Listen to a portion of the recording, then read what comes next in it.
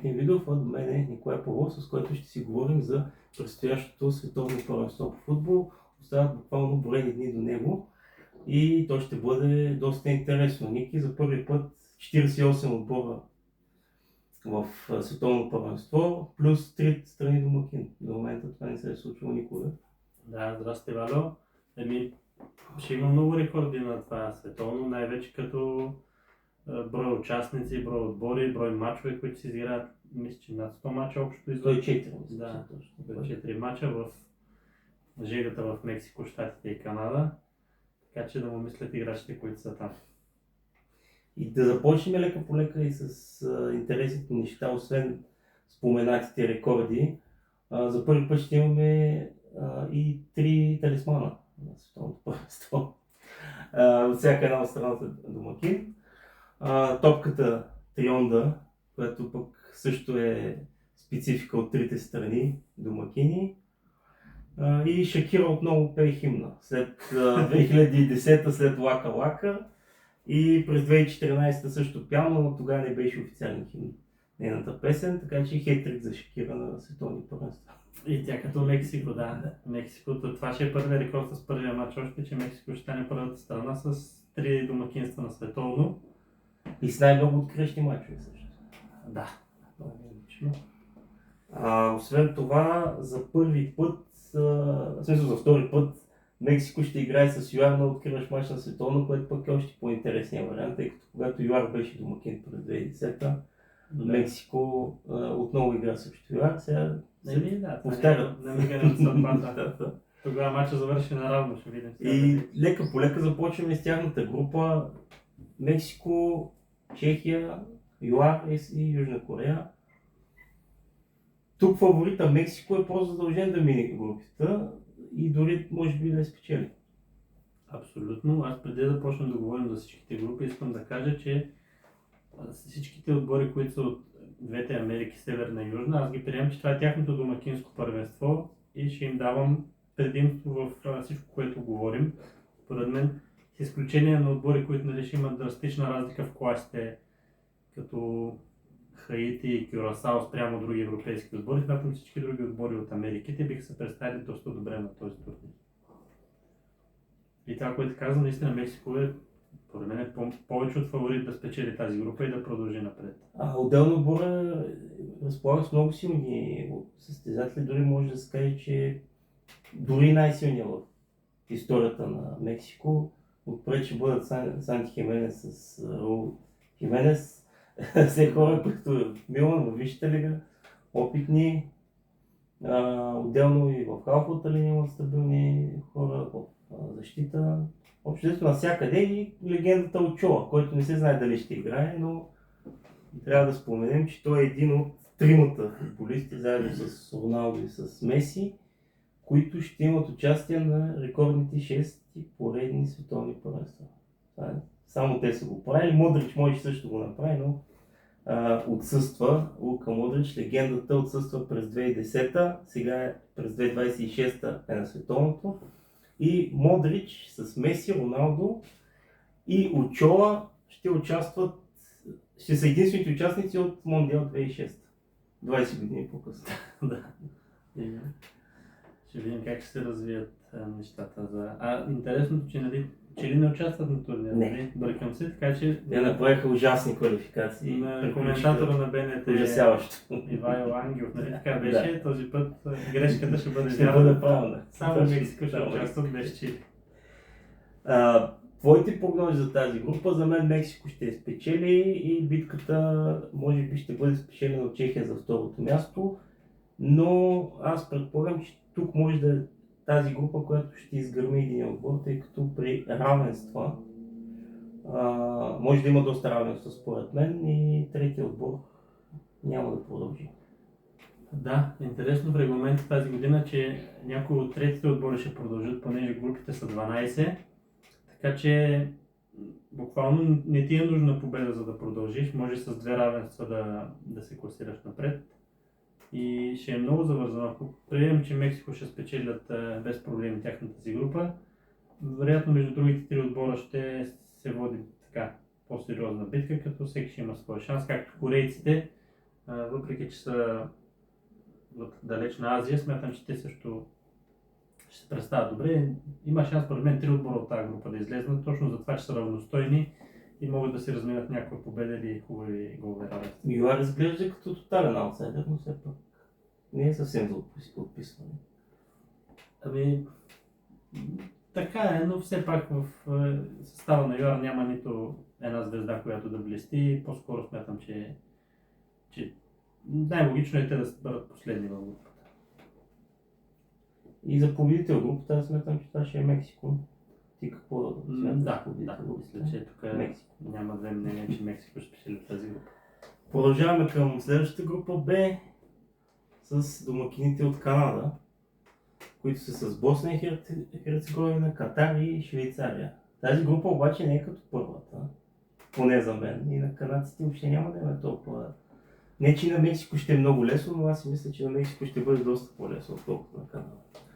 Ами, аз тук мога да ти изненадам с една статистика, че Канада в момента са един от отборите, които влизат в най-добра форма в турнира и имат последните им 13 мача, 10 мача, в които не са допуснали гол.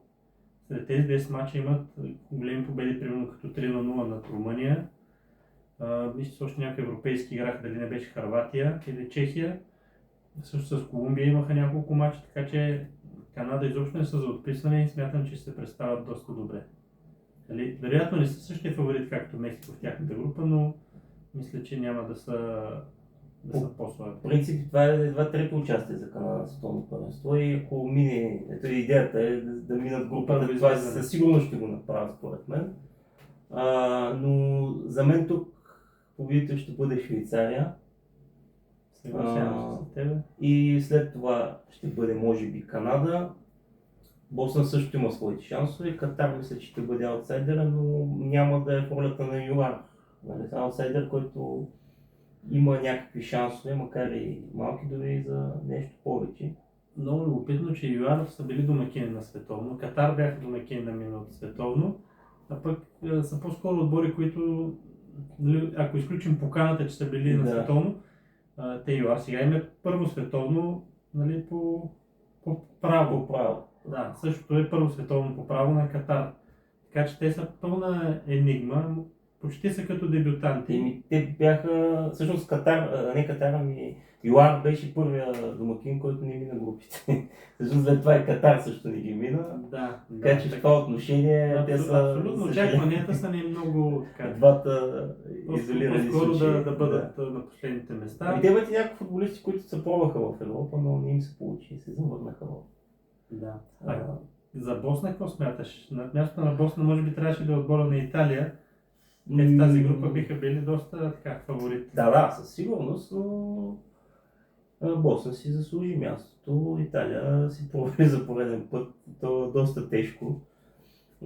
Трето поредно неучастие на Италия на световно първенство. Заедно с Германия, двата най-успешни отбора на световни първенства с по 4 титли от Европа. Италия, ако вече и на следващото не успее, положението ще бъде направо критично. Но Босна имат своите шансове в тази група да я минат. Сега вече на кое място много зависи от всички мачове. Те играят между първи мач с Канада, който може да отговори на много въпроси, защото една евентуална победа на Канада, една евентуална победа на Швейцария, общо взето Босна ще трябва да се бори за трето място според мен. Ами аз така си мисля, те в последния кръг играят Босна-Катар и това ще е опит за класиране на двата отбора. Големият проблем при Босна е, че са много вече, въпреки че Швейцария го има, не много опитни футболисти има, вече са на сериозна възраст, почти всички ще свършват от основната група, това ще има последно световно, така че може би умовата си изиграе роля. Джеко все пак е на 40, колкото и да е добър човек той изкара всъщност по един полусезон в два различни отбора през изминалата кампания. Първо беше Фиорентина, после върна се в Бундеслигата, макар и втора, класира Шалке пък в първа, те се върнаха след дълга пауза. Абсолютно легенда. Но те си мислят, че Босна по-скоро, ако мине групата, защото нищо чудо пък и да се самоубият с някакъв хик с Катар, ще са като трети, но ще им трябва победа, може би с разлика също. Шахтар, ако зависи пак как се развиват и другите групи, но все си мисля, че ще има и отбор, който е с 3 точки и ще приключи в Аз ще отпадне с 3 точки. Възможно, наистина е възможно. Защото все пак отборите не са никак малко. Преминаваме към група С. Това е може би така най-интересната група, защото тук освен фаворита Бразилия, имаме шампиона на Африка, макар и служебен Мароко, Шотландия, които пък благодарение на Беларус, между другото, се класираха на това световно след жесток гаф на Дания. Дания пък въобще не успя след това и на барежите се класира. И тоталният аутсайдер може би в цялото първенство Хаити, които обаче пък въобще не са чак толкова лоши като сбора и могат да изненадат някои от тези отбори. И как виждаш тази група? Ами, сега в крайна сметка за мен има по-интересни групи от тази, поне по-равностойни. Тук е полуфиналист от миналото световно, отбора на Мароко, които завършиха четвърти. Първият африкански отбор, който стигна до полуфинал. Първият африкански отбор. Дали могат да го надградат това четвърто място е спорно, защото са отбор подобен на нашия, както 1994 година България или по-късни етапи Турция. Хърватия успяха да надградат тяхното трето място от 98, но нали, се случи доста години по-късно с друго поколение. Така че може би Мароко няма да имат проблем заедно с Бразилия да излезнат от тази група. И предполагам Шотландия, това също е поредния рекорд, за който да споменем, че им е първото излизане от групите, за което ще се борят, според мен ще успеят да го постигнат с една победа на Шотландия всъщност е най-нещастният отбор на големи футболни форуми за всички времена. 8 участия на световно, 0 минавания към елиминации, 4 участия на европейско, 0 преминаване към елиминации, но пък последните 3 големи форума са вътре. Да. Без световното 2022. Да, има ли се носител на златната топка от Шотландия, но въпреки това в момента имат един супер актуален футболист. Сериозен Скот Мактоминей. Скот Мактоминей, съвременния Марадона на Неапол, така че смятам, че е напълно достатъчен сам да победи Хаити и така, Шотландия ще излезнат от групата. Победител в групата? Бразилия? Да, как да кажа друго от Бразилия в такава група. Следващата група отново е с домакин, отборът на САЩ, който ще бъде с Парагвай, Австралия и Турция. Тук групата е малко по-тежка от Канада и 2 пъти по-тежка, отколкото е на Мексико за мен. Групата изглежда равностойна на първо четене. Според мен групата ще бъде спечелена от Съединените щати поради една проста причина, че всички домакини ще искат да се представят много добре. Щатите в исторически план са играли не лошо, имат полуфинал също на световно. Но очаквам тук да има малко от това, нали знаеш, домакинското подпиране, където да си затворим очите за някаква ситуация, за нещо друго. Както 2002. Ако има отбор от трите домакини, който най-логично да бъде леко подпрян, ще е Щатите. И така, особено срещу отбори Турция, Парагвай и Австралия. Нали, Австралия да приемем, че са доста по-слаби, може би, от Щатите. Турция са най-така сериозният съперник. Смятам, че едно порязване на Турция срещу Щатите никой няма да възрази и така. Ще е последен матч, много зависи как се развили предните матчове. Може и равенството да устроява Щатите за първото място. Да. Много показатели, но аз ще дам все пак Турция като шампион като първи в тази група. Трябва да кажем, че Австралия няма нищо общо от преди 10 години отбора, който беше и преди 20, и преди 10. Просто много далече от този велик отбор с Тим Кейхил. Парагвай имат не лоши футболисти, но те играят по-скоро в отбори, които се борят за Испания или златната среда в някои от топ отборите от това първенство, така че не мисля, че техният пик ще е тук. 2002 беше пика с класирането на... всъщност 2010-та класиране на четвъртфинал с Испания. 2002 също минаха групите, но отпаднаха относно мина финал в Германия. Но тогава имаха съвсем друг отбор. И отпред бяха съвсем други футболисти, които в момента... Да, аз също нямам наблюдение някакви на Парагвай, така че Щатите, Турция за мен ще са доста добър. Турци все пак имат двама от най-младите добри футболисти, Арда Гюлер и Кенан Ще ги споменем в топ 5 футболисти, които да наблюдаваме после. Така че определено в тази група ще бъде много интересно. И в моите хора от Германия този път след две поредни фиаско и то огромни, особено второто, защото първото така или имаше проклятието на световния шампион да отпадаш в групи. Само Франция на миналото световно и Бразилия 2006 успяха да минат като световен шампион груповата фаза, всички други отпаднаха. Се проваляли. Обаче Германия си издъни 2022, което може би беше шок за всички, защото Германия никога не беше губила. Не беше отпадала на световно групова фаза, все пак го направи два поредни път. Тук сега на първо място е да се класира за напред. Няма някакви големи очаквания, но най-важното е класирането напред. Естествено най-добре да спечелят групата, защото елиминациите първо, че има един мач повече и второ ще е по-добрият поток, когато си спечелил групата. Ами групата, която е Германия, сега не съм гледал коефициента на букмейкерите, но според мен ще е може би над 70, дори над 80% те да спечелят тази група. Просто несъпоставимо е с нито един от другите отбори, нито Кюрасао, Кот д'Ивуар или Еквадор. Така че, ако не се случи нещо извънредно, което не сме виждали, Германия със сигурност трябва да спечели тази група. Ако първия матч ще спечелят и с разлика с Кюрасао, така 3-4 гола разлика, мисля, че ще имат вече съвсем друг.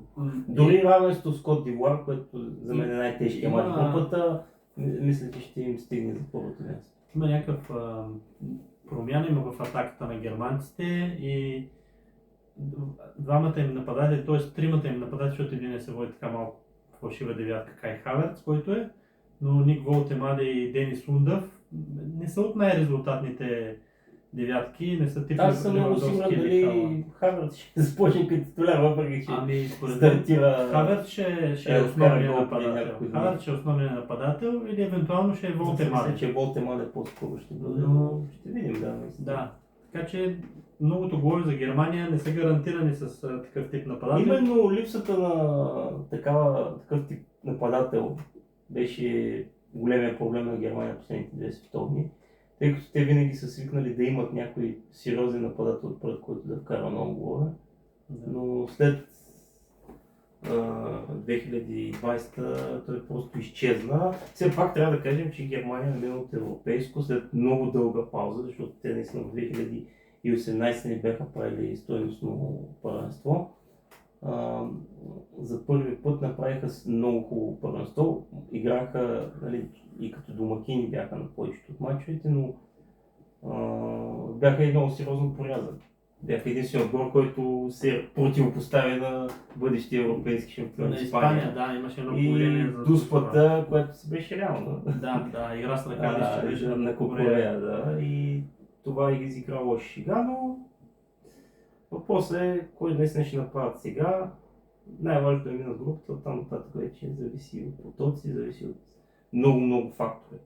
Да, аз само преди да минем по следващата група искам да спомена, според мен е една от изненадите на турнира, това ще е отбора на Еквадор. Смятам, че те ще успеят да завършат втори. Ще е много интересен матч с Кот д'Ивуар. В коя фаза е с Германия? Последния кръг е.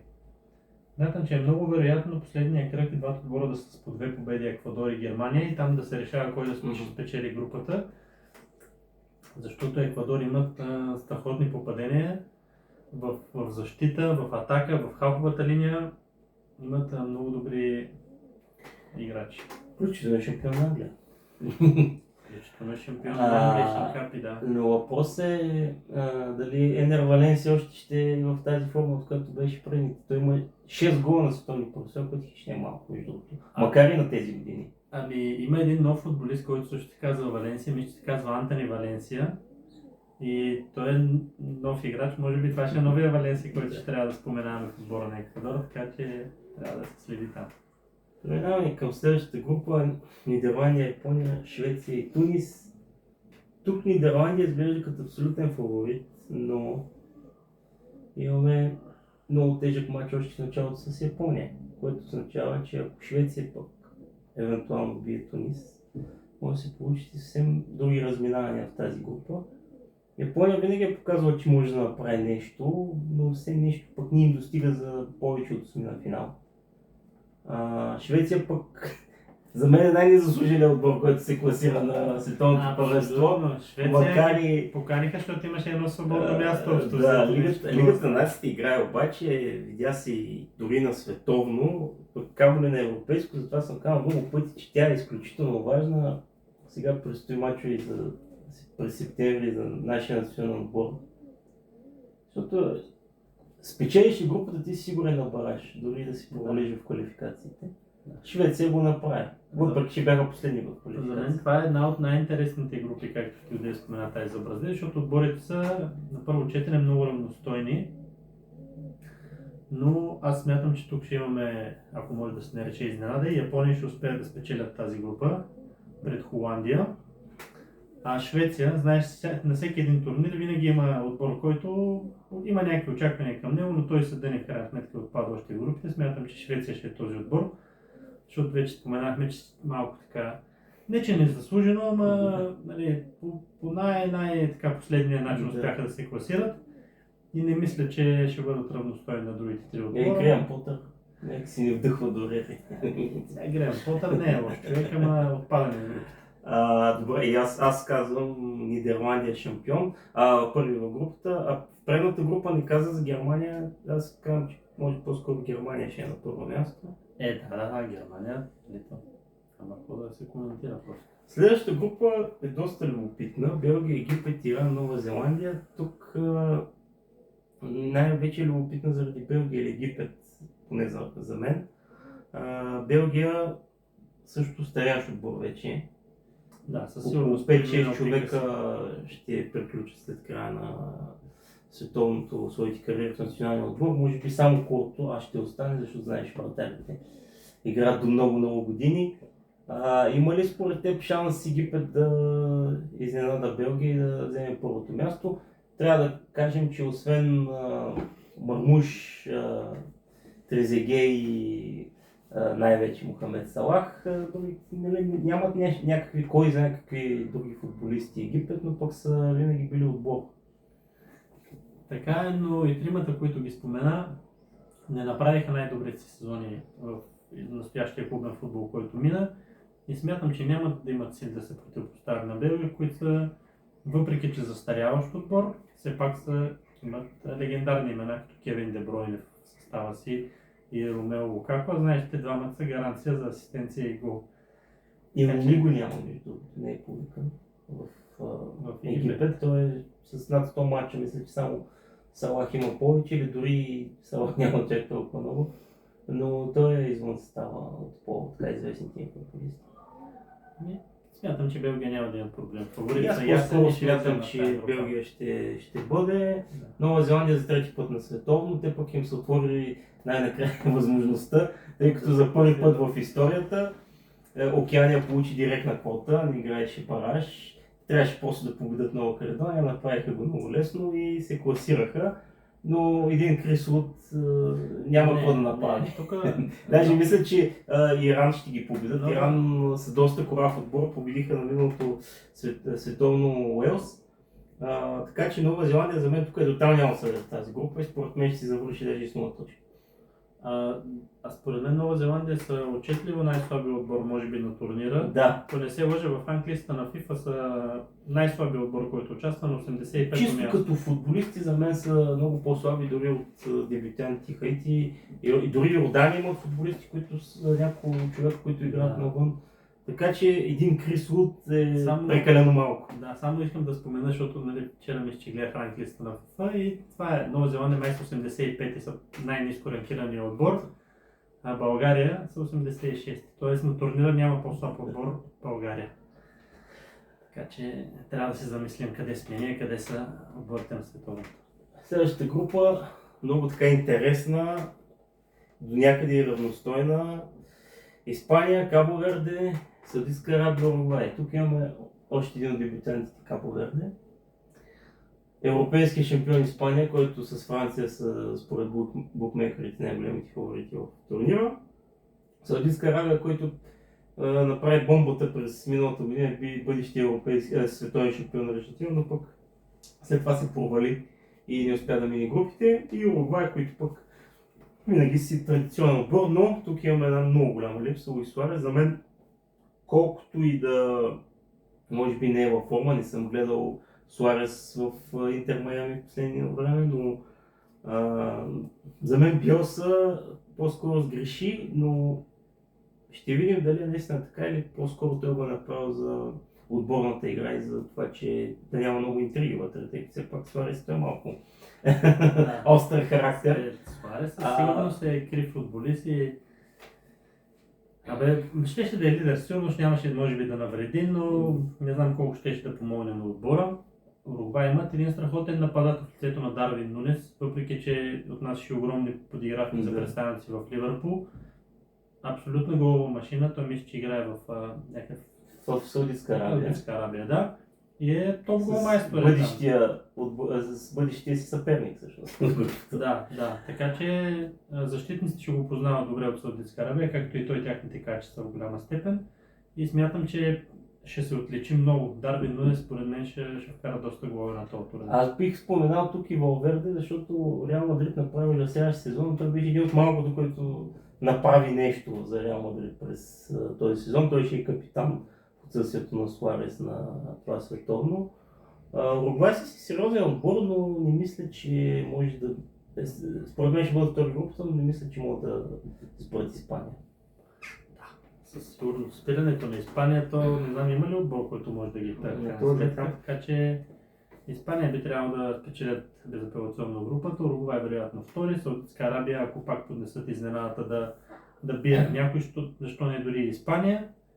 Аз си мисля, че тук може да видим единствения дебютант на световно, който ще продължи към елиминациите, като Кабо Верде ще бъде трети пред Саудитска Арабия. Добре, смело изказване. Продължаваме следващата група, която е доста... Всички определиха като групата на смъртта, още преди излъчи като се изтегли, а Дишан направи една физиономия, която определено не беше много приятна. Франция, Сенегал, Ирак и Норвегия. Тук имаме тотален аутсайдер в лицето на Ирак, за мен. Отбор също, който най-вероятно ще завърши без нито една точка. Но какво се случва? Франция е един от фаворитите, един от много големите фаворити. Заедно с Испания, както казахме, са двата най-големи фаворити на този шампионат. Имаме обаче отбора на Норвегия, който всеки очаква да направи нещо голямо на този шампионат, тъй като се завръщат от 98 не са играли най-голям форум. Пропуснаха и европейското, между другото, през 2024. Първият голям форум на от най-добрия 2000-та година Норвегия не е бил на голям форум, а сега успя с Холанд и с Йодегор, с Йоргот да отиде на световно. Според теб Норвегия има ли шанс? За мен, според мен, може да стигне дори до 8 финал. До четвъртфинал. Абсолютно има много голям шанс Норвегия. Очакването да имат шанс. Играчите, които имат, показват, че имат шанс. Както казах, може би най-добрият нападател централен в света Ерлинг Холанд. Страхотен плеймейкър, нали, Йодегард, Сьорлот не е по-слаб нападател. Така че Норвегия в квалификационната им група играха с Италия. Мисля, че 5 гола вкараха в един от мачовете, другия в Италия мисля, че 4 ги биха. Мисля, че бяха общо 7. Да. 3-4, ако не се лъжат. Това са играчи, които нали, Норвегия, викинги, дърводелци и така нататък. Това са приказки от миналото, има страхотно поколение и вярвам, че ще успеят да го покажат, ще излезат от групата. Дали първи или втори, по-скоро втори, защото Франция... Аз си мисля, че Сенегал ще излезе от тази група. Да, би трябвало Сенегал да са трети, но в кръга на шегата да не поднесат бомбата Ирак. Да. Пътя, но по-скоро не.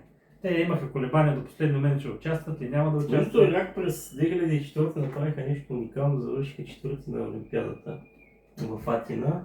И първо беше уникално, тъй като беше само дори няколко месеца след като беше започнала войната в Ирак и отделно от това победиха Португалия с бъдещ Кристиано Роналдо.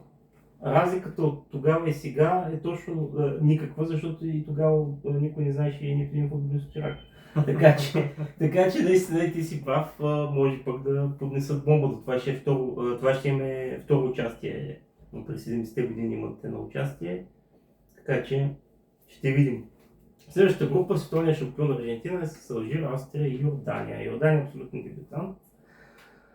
Тук Аржентина, ако има някакви проблеми, значи ще има големи проблеми и към елиминациите, защото за мен тази група е абсолютно 3 от 3 или общо актив от 9 точки за Аржентина. Да, наистина така изглежда групата, другите отбори просто не са на нивото на Аржентина, но както и миналото световно ти спомена загуба от Саудитска Арабия, защо не точно сега така, по-скоро арабският отбор на Алжир не поднесе изненадата и не ги победи в груповата фаза, но това са нали вече сферата на малко вероятните неща. Честно казвам си мисля, че наистина Алжир ще успеят да завършат втори в групата след Аржентина и да изместят Австрия, които ще опитат през най-доброто трето място да И продължат. за Австрия между се отнася също, което и за Аржентина, и при тях ще има доста възрастен отбор, така да се каже. Но при Алжир, качели играчите и Рияд Марес и Бенталеп някакси звучат много по-респектиращо, отколкото Марко Арнутович в Австрия. Има Дейвид Алаба все пак в Австрия. Да, но вече, в смисъл, от новия сезон няма да играч на Реал Мадрид, но и той ни преживя пък хубав сезон. Ще видим, но определено аз си мисля, че Алжир може да стане втори в тази група, а кой смяташ, че ще вземе групата? Аржентина ли? Да, определено. И аз смятам, че Аржентина това ще вземе отбора. Продължаваме и към следващата група: Португалия, Демократична република Конго, Узбекистан и Колумбия. Тук може би много хора си мислят, че имаме двама дебютанти, но всъщност Демократична република Конго имат през 70-те години световно първенство, така че само Узбекистан тук е дебютанта. Може би се бъркат, защото те участват като Заир. Да, точно така. 74-та година. Точно 74-та като Заир. Тук интересният момент е дали Португалия, тъй като много специалисти смятат, че имат този шанс. Нали, някои казват и Роналдо, последен шанс, така, обаче те реално имат и страхотен отбор. Бруно направи великолепен сезон, беше избран за най-добър футболист във Висшата лига, чупи рекорда за най-много асистенции. Отделно имат на всяка една позиция, имат и някои в лоша форма, като Леал направи ужасяващ сезон в Милан през изминалата кампания, но пък те имат толкова много футболисти, дори тези, които играят в Саудитска Арабия, че има да се избира много. Ами Португалия не случайно са един от големите фаворити, нали, като включим Испания, Франция, вероятно Англия от Европа, както Бразилия, Аржентина. Португалия и те са там. Имат една от най-добрите, да не кажа най-добрите халфови линии. Ти имаш един от най-креативните, да не кажа най-креативният футболист въобще в съвременния футбол Бруно. Имаш уникална двойка от пресния шампион на Шампионска лига ПСЖ, имаш Невеш и Витиня, които това са съвременните Шави и Иниеста. Не можеш да им вземеш топката, нали? В мача няма да я видиш. Отделно имаш и супер много големи опит на Бернардо Силва, който е тези 4 човека зад, служи ги яловите нападатели, Леал, Роналдо, който нали, вече е на преклонна възраст и не знам там примерно дясно Гонсалвеш кой ще играе. В смисъл тези 4 отзад могат да създадат много ядове на който и да е отбор и отпред все някой ще успее да я вкара. Така че Португалия според мен ще спечели групата и за мен Португалия ще спечели групата. За мен единственото нещо, което може да им изиграе лоша шега е чисто уморът. Защото, както ти спомена, ПСЖ футболисти, почти всички са играли до края на сезона, включително последния мач за сезона. И това е за мен единствения вариант, който може да ги спре. Може да бъдат доста наистина изморени от изминалия сезон. Все пак имат и хора, които са и на по-голяма възраст вече. Но си мисля, че съвсем е реално Португалия дори да бъде сред един от основните фаворити и наистина може и дори да спечели титлата. Продължаваме към следващата група: Англия, Хърватия, Гана, Панама.